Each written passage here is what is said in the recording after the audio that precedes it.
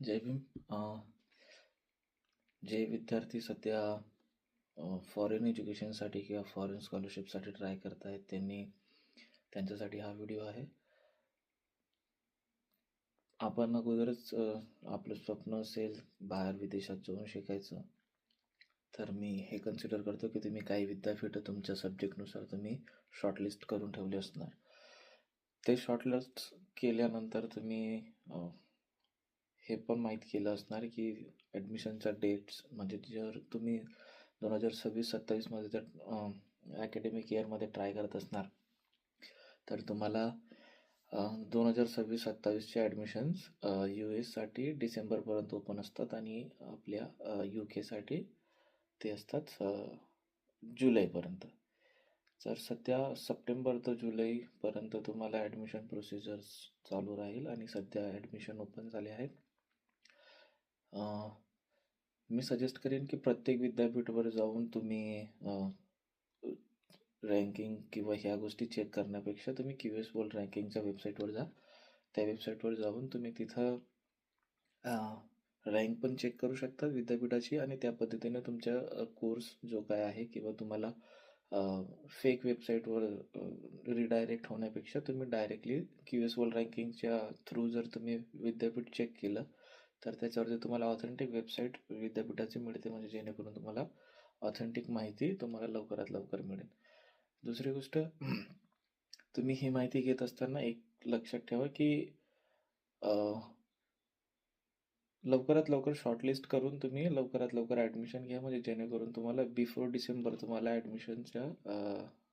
Admission मिळेल आणि त्यावेळेस तुम्हाला कंडिशनल म्हणा किंवा अनकंडिशनल ऑफर तुम्हाला मिळेल.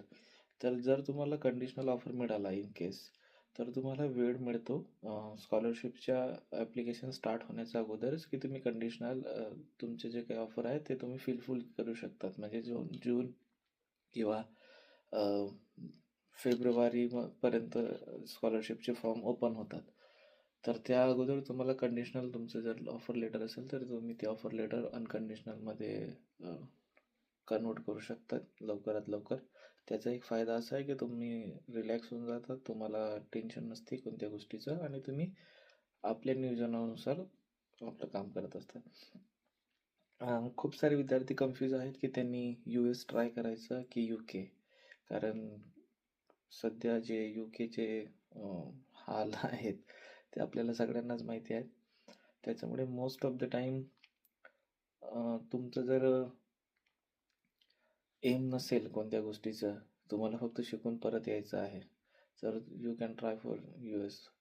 आणि UK मध्ये पण सेम थिंकिंग आहे, कारण सध्या जो काही क्राऊड आहे US साठी जाणारा तो UKला डायव्हर्ट होणार आणि यावेळेस ॲडमिशन खूप जास्त वाढू शकतात. त्याच्यामुळे लवकरात लवकर ॲडमिशन घ्या, आणि जर काय अडचण आली तर तुम्ही मला मेसेज करू शकता.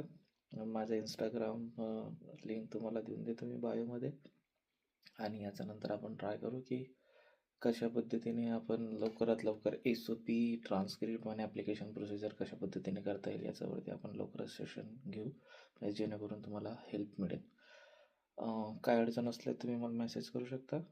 मी खाली माझा लिंक्डइनचा बायो पण देऊन देतो आणि इन्स्टाचा पण देतो, म्हणजे तुम्हाला सोयीस्कर होईल.